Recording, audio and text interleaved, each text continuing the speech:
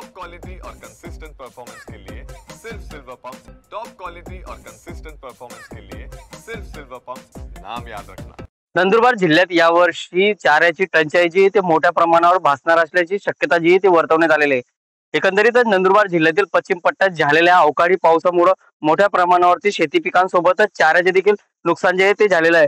तर इतर भागात देखील चाऱ्याची टंचाई जी आहे ती उद्भवणार आहे।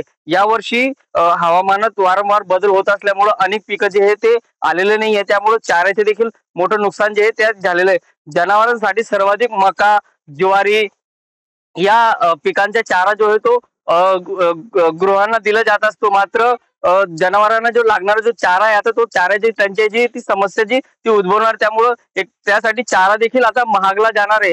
यासाठी शेतकऱ्यांकडून आता चारा टंचाईची समस्या समोर येत असल्यामुळे अनेक शेतकऱ्यांकडून चारा आता जो आहे तो साठवणूक करण्यास सुरुवात केली जात आहे।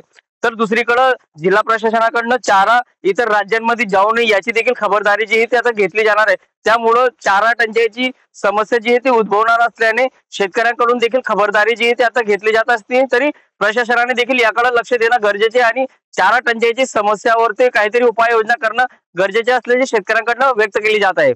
जितेंद्र बैसारे, टीव्ही 9 मराठी, रनाळा, नंदुरबार।